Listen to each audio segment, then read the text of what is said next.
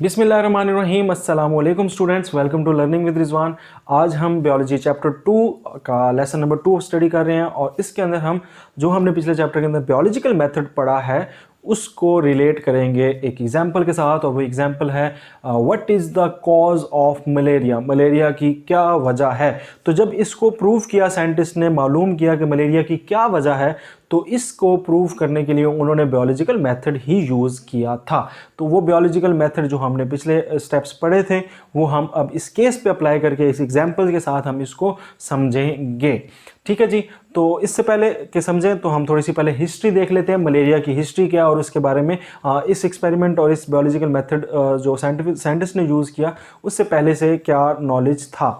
तो सबसे पहले तो मलेरिया पाकिस्तान के अंदर और पूरी दुनिया के अंदर एक जो है बहुत कॉमन डिजीज़ है। और पुराने ज़माने में जब मज़ीद देखें कि तो ये उन एरियाज़ में होती थी जहाँ पर पानी ज़्यादा खड़ा रहता था, दलदली इलाकों के अंदर होती थी।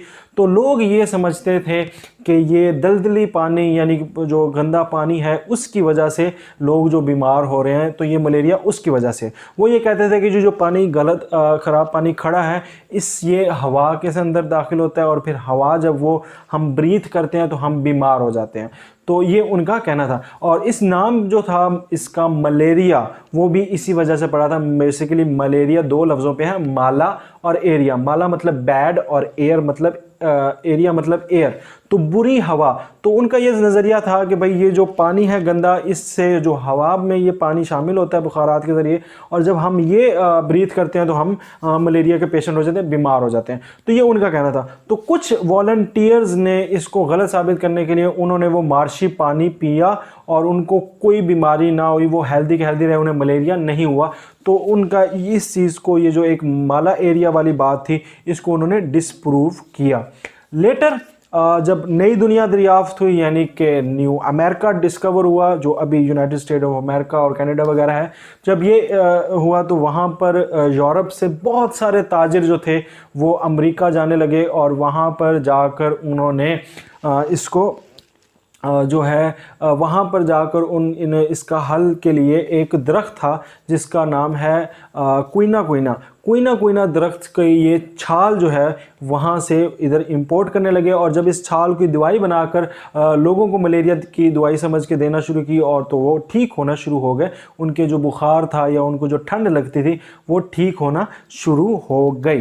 तो अब क्विना जब देखा गया कि भाई क्विना अब बहुत ज़्यादा इस्तेमाल हो रही है और बहुत ज़्यादा बेनिफिशियल है, तो जब भी कोई फ़ायदेमंद चीज़ हो तो फिर उसको क्या करते हैं लोग, या तो दो नंबरी के साथ बेचते हैं या उसको जो है क्या नाम है रेट बढ़ा देते हैं। तो ऐसा ही किया ताजिरों ने। जब उन्होंने देखा कि क्विना मलेरिया के पेशेंट्स को ठीक कर रही है, तो फिर जो ताजिर अमेरिका से लेके आ रहे थे वो क्विना की जगह एक सस्ती जो है वो छाल, वो सिंकोना की जो है वो छाल लेके आने लगे, बेमानी करके कि भाई क्विना से शक्ल भी मिलती है और सस्ती भी है, तो हम क्विना महंगी क्यों लेके जाएं उधर यूरोप में। तो वो अमेरिका से क्विना की जगह सिंकोना लेके चले जाए।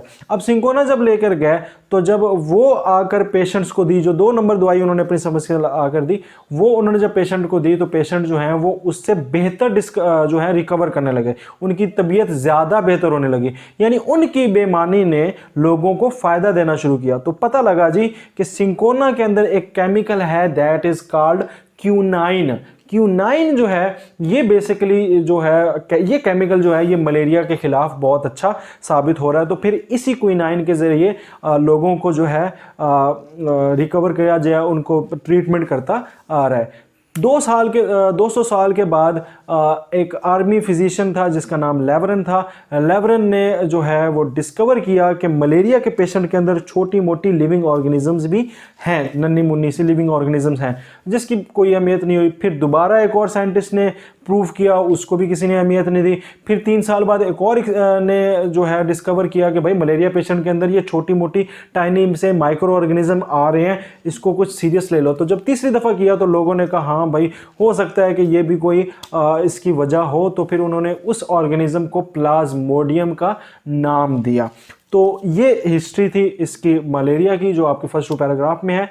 उसके बाद हम अब इसको रिलेट करते हैं भाई स्टेप बाय स्टेप।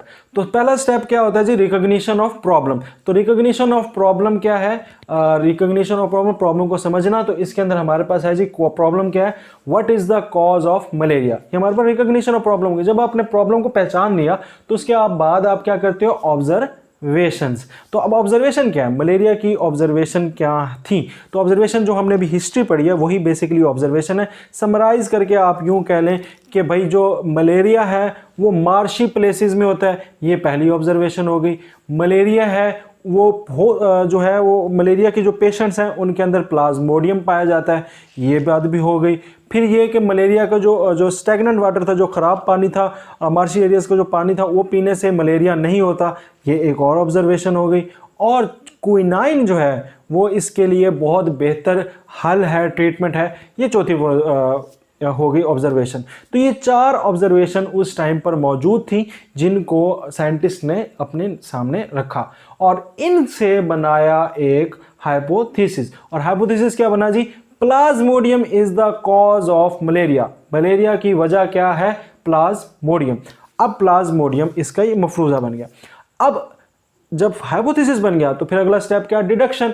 तो साइंटिस्ट ने फिर इसकी कंसीक्वेंस बताया, यानी हाइपोथेसिस क्या होता है, डिडक्शन क्या होता है, हाइपोथेसिस का कंसीक्वेंस होता है, नतीजा होता है। तो फिर अब इसके साथ इफ और देन वाली बात लग गई। अब वो क्या लगी, if plasmodium is the cause of malaria, ये हाइपोथेसिस हो गया। देन अब डिडक्शन आएगी, then all the malarial patient should have plasmodium. तो फिर हर मलेरिया पेशेंट के अंदर क्या होना चाहिए, प्लाज्मोडियम होना चाहिए। तो इफ और देन, ये हाइपोथेसिस एंड डिडक्शन बन गई। अब डिडक्शन के बाद फिर क्या होता है जी, अगला स्टेप हमने पिछले चैप्टर में पढ़ा था, एक्सपेरिमेंटेशन। अब आगे बात तजर्बे की। तो साइंटिस्ट ने फिर क्या किया, तजर्बा किया। और तजर्बे के लिए उन्होंने लिए 100 मरीज मलेरिया के, उनका ब्लड फिर लिया और उनको चेक किया। अब यहां पर आपने पिछले लेसन में पढ़ा था कि एक्सपेरिमेंटल ग्रुप 2 तरह के होते हैं, एक एक्सपेरिमेंटल ग्रुप होता है और एक कंट्रोल ग्रुप होता है। तो एक्सपेरिमेंटल ग्रुप के लिए तो उन्होंने ले लिए 100 मलेरिया के मरीज का ब्लड, और जो थे क्या नाम है कंट्रोल ग्रुप, तो कंट्रोल ग्रुप के लिए उन्होंने लिए 100 हेल्दी पर्सन्स, वो लोग जो हेल्दी थे, जिनको मलेरिया नहीं था। ये क्या हो गया, कंट्रोल ग्रुप के लिए। तो एक्सपेरिमेंट इन्होंने किया और फिर इसके बाद अगला स्टेप है समराइजेशन ऑफ रिजल्ट्स। तो फिर उन्होंने रिजल्ट समराइज किया। अब रिजल्ट क्या समराइज हुआ, रिजल्ट ये समराइज हुआ कि जो 100 पेशेंट्स थे मलेरिया के, उनका जब ब्लड देखा, उन 100/100 लोगों के अंदर भी क्या था, मलेरिया के खून के अंदर क्या था जी, प्लाज्मोडियम था। तो इससे पता लग गया कि भाई प्लाज्मोडियम ही मेन वजह है। मगर एक हैरत अंगेज चीज़ ये थी कि 100 में से जो हेल्दी पर्सन थे, जो कंट्रोल ग्रुप था,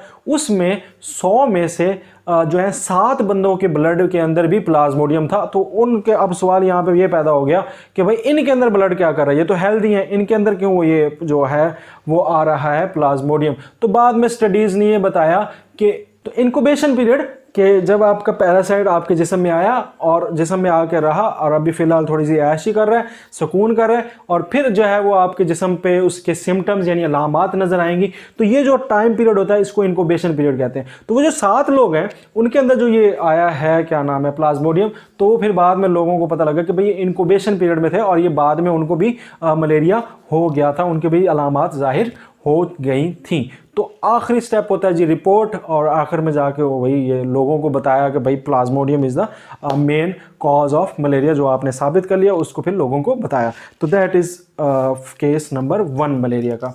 फिलहाल मलेरिया 1 पे ही केस 1 पे ही हम बंद करते हैं। अगले लेसन के अंदर हम ये करेंगे कि भाई प्लाज्मोडियम खून के अंदर आता कहाँ से है। ठीक है जी, what is the spread of plasmodium, या how plasmodium transmit from one patient to another. तो इसको हम मज़ीद स्टडी करेंगे अगले चैप्टर के अंदर। तो चैनल को सब्सक्राइब करें अभी के अभी, और क्वेश्चन तो लेते जाएं। क्वेश्चन है जी, मलेरिया को हम कहते हैं माला एरिया की वजह से, यानी कि बैड एयर की वजह से। तो सवाल यह है कि कोरोना को कोरोना वायरस क्यों कहते हैं, कोरोना क्यों कहते हैं, कोरोना क्या चीज़ है, कोरोना ही इसका नाम क्यों पड़ा है। तो दैट इज़ आवर क्वेश्चन। इसका आंसर कमेंट के अंदर। चैनल को सब्सक्राइब और नोट्स के लिए विजिट करनी है अपने वेबसाइट www.lwrizwan.com। अल्लाह हाफिज़।